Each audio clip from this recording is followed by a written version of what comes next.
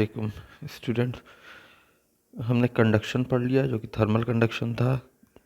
Convection वो भी कल की क्लास में ऑनलाइन हमने कुछ चीज़ें जानी। और कन्वेक्शन जो है ज़्यादातर नेचुरल फेनोमेना हम जो अपने लाइफ में देखते हैं उसमें कन्वेक्शन प्रोसेस होता है। क्लाउड का बनना, सी ब्रीज, लैंड ब्रीज, ये सब चीज़ें हमने अब देखी। आप NCERT से भी इसके बारे में पढ़ सकते हैं। नेक्स्ट है आपका topic radiation. That is what is radiation. Radiation actual में आप देख रहे हैं यहाँ पे एक आग जल रही है। आग जल रही है, ऊपर से पैन रखा हुआ है जिसके अंदर पानी है या कुछ मटेरियल है।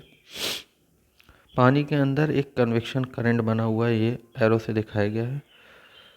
पानी के अंदर जो हीट ट्रांसफ़र हो रहा है, चूँकि लिक्विड है तो वो कन्वेक्शन के थ्रू हो रहा है। अगर हम यहाँ जहाँ पे कंडक्शन लिखा हुआ है इस पोर्शन पे टच करेंगे तो हमको हीट महसूस होगी ड्यू टू कंडक्शन, क्योंकि वहाँ मेटेलिक है, सब्सटेंस जो है ये मेटेलिक है। तो कंडक्शन सॉलिड में वाइब्रेशन, पार्टिकल के वाइब्रेशन से पहुँचा, हीट वहाँ तक पहुँच गई। ठीक है। कन्वेक्शन के थ्रू हीट पानी के अंदर है और हीट यहाँ से आग के थ्रू पहुँचाई जा रही है। तो हीट आग से निकली, कन्वेक्शन हुआ पानी में, वहाँ पे हीट ट्रांसफ़र हुई, फिर बाई कंडक्शन हीट ट्रांसफ़र हो गई उस पैन के हैंडल में। नेक्स्ट एक और फॉर्म हीट ट्रांसफ़र का है कि अगर हम यहाँ पे बैठे हों कहीं आसपास आग के, तो ये रेडिएशन के थ्रू हमको हीट, ये जो एरो से दिखाया हुआ है, बेंडिंग एरोस से दिखाया हुआ है, ये रेडिएशन के थ्रू हीट हमको महसूस होगी। तो रेडिएशन एक मोड है हीट ट्रांसफ़र का जिसमें बॉडी टेम्परेचर डिफरेंस की वजह से इलेक्ट्रोमैग्नेटिक रेडिएशन जनरेट करती है, जिसको रेडिएंट एनर्जी भी कहते हैं। ठीक है। उसको मीडियम एक्चुअल में इलेक्ट्रोमैग्नेटिक रेडिएशन जो होती है, ये लाइट की जो वेव होती है, ये दोनों बात एक ही है। लाइट की वेव या इलेक्ट्रोमैग्नेटिक रेडिएशन जो है वो, उसको चलने के लिए मीडियम की ज़रूरत नहीं पड़ती, वो बिना मीडियम के एक जगह से दूसरी जगह ट्रैवल कर सकती है। लाइट की वेव या इलेक्ट्रोमैग्नेटिक रेडिएशन जो होती है वो ट्रांसवर्सल वेव होती है। ट्रांसवर्सल वेव का मतलब होता है कि जिस डायरेक्शन में चल रही है उसके परपेंडिकुलर डायरेक्शन में वाइब्रेशन होता है। जैसे मान लो कि कोई वेव यू चल रही है ऐसे ऐसे से, तो इसके पार्टिकल जो है अप डाउन ऐसे ऐसे वाइब्रेट करेंगे, ऊपर नीचे ऊपर नीचे ऊपर नीचे ऐसे ऐसे वाइब्रेट करते हुए चलेंगे। तो ऐसे ऐसे वाइब्रेट करते हैं तो इसको कहते हैं ट्रांसवर्सल वेव।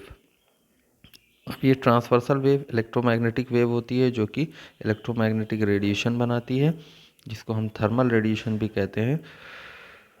इस तरह हम समझ सकते हैं कि रेडिएशन को मीडियम की ज़रूरत नहीं पड़ती, क्योंकि उसके पार्टिकल खुद ही इतने हाई एनर्जी पे होते हैं जो कि आगे बढ़ने के लिए काफ़ी हैं। जो लाइट के पार्टिकल होते हैं उनको फोटॉन कहते हैं, और फोटॉन अपनी खुद की एनर्जी से चलते हैं, जिसको आइंस्टीन ने और प्लैंक ने प्रूव किया था, जो आगे की चीज़ है आप पढ़ेंगे। नेक्स्ट है प्रॉपर्टीज़ ऑफ थर्मल रेडिएशन। जो ये थर्मल रेडिएशन, इसकी प्रॉपर्टी क्या क्या होती है। सबसे पहली बात तो ये इलेक्ट्रोमैग्नेटिक वेव होती है।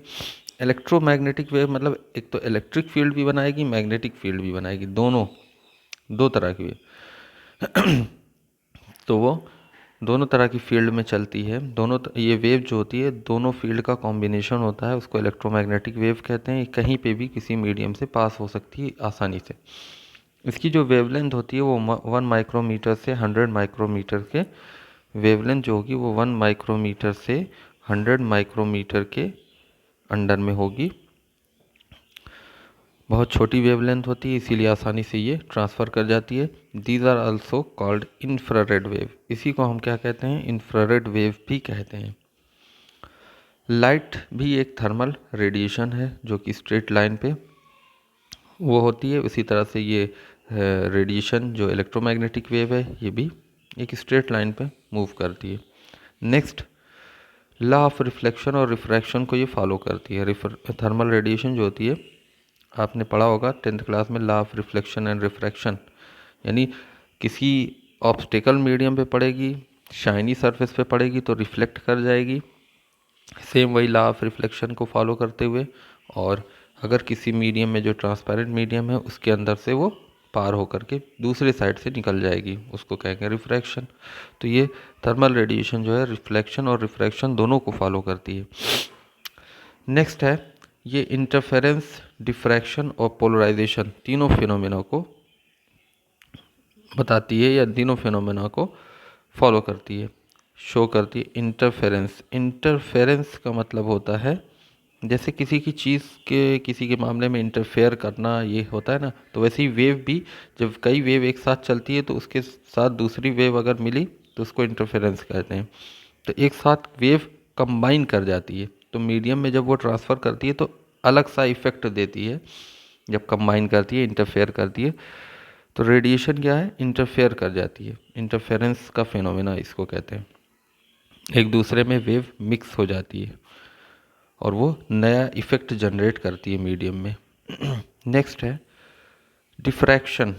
डिफ्रैक्शन होता है कि लाइट रे को या वेव को, जो भी रेडिएशन वेव है या लाइट रे है, उसको कोई ऑब्स्टेकल मिलता है तो वो अपनी वेव में बेंडिंग शो करती है। जैसे मान लीजिए ये एक ऑब्स्टेकल है, ऑब्स्टेकल मतलब होता है रुकावट। यहाँ से कोई वेव आ रही है, ऐसे ऐसे ऐसे ऐसे चलते हुए आ रही है, तो इस पर जब पड़ेगी तो वो अपनी पाथ को हो सकता है बेंड कर ले और खुद ही बेंड हो जाए बहुत ज़्यादा। जब वो बेंड होगी, अपने आप को कर्वेचर में बदलेगी या बेंडिंग होगी, तो कॉर्नर पॉइंट से ही होगी। यह यहाँ पे कॉर्नर पॉइंट है ऑब्स्टेकल का, जहाँ पे रुकावट है वहाँ से वो बेंड होगी। तो वो बेंडिंग फिनोमेना जो होगा उसकी वजह से हम कहेंगे ये डिफ्रैक्शन हो रहा है। तो वेव कहीं पे भी चलती है तो कहीं रुकावट पैदा हो तो वो बेंडिंग शो करेगी, जिसको हम डिफ्रैक्शन कहते हैं। नेक्स्ट है polarisation. What is polarisation? Polarisation actual में होता है जैसे इलेक्ट्रोमैग्नेटिक वेव है, पोलराइजेशन जो है वो थर्मल रेडिएशन या इलेक्ट्रोमैग्नेटिक वेव का ही इलेक्ट्रोमैग्नेटिक वेव की ही एक प्रॉपर्टी है पोलराइजेशन। जब इलेक्ट्रोमैग्नेटिक वेव चलती है तो इसमें दो फील्ड होती है, electric field and magnetic field, और दोनों फील्ड जो होती है वो एक दूसरे से परपेंडिकुलर डायरेक्शन में बढ़ती रहती हैं। तो एक दूसरे से परपेंडिकुलर डायरेक्शन में बढ़ती हैं तो ये एक पैटर्न शो करती हैं जब वो बढ़ती हैं आगे की तरफ। तो जो पैटर्न बनता है वो दो तरह का बनता है, एक लीनियर पैटर्न जिसको लीनियर पोलराइजेशन कहते हैं, और एक सर्कुलर पैटर्न जिसको एलिप्टिकल या सर्कुलर पोलराइजेशन कहते हैं। तो लीनियर पोलराइजेशन का मतलब पार्टिकल जो है वाइब्रेट करते हैं, ऐसे ऐसे ऐसे ऐसे वाइब्रेट करेंगे, एक ही अप डाउन वाइब्रेट करेंगे तो वो आगे की तरफ बढ़ेंगे, और उसी में पार्टिकल सर्कुलर वाइब्रेट करते हैं तो वो वेव आगे बढ़ती है। तो दोनों वेव का कॉम्बिनेशन इलेक्ट्रोमैग्नेटिक वेव है, और इलेक्ट्रोमैग्नेटिक वेव के थर्मल रेडिएशन है जिसमें पोलराइजेशन इफेक्ट देखने को मिलता है हमको। तो लीनियर पोलराइजेशन और सर्कुलर पोलराइजेशन दोनों इफेक्ट हमको शो होता है। नेक्स्ट उसके बाद हीट जनरेट करती है और बॉडी के ज़रिए एब्जॉर्ब भी होती है ये। तो थर्मल रेडिएशन क्या है, वो बॉडी के ज़रिए एब्जॉर्ब भी हो जाएगी और हीट भी जनरेट करेगी। Next Newton law of cooling. Newton law of cooling आपको पढ़ना है।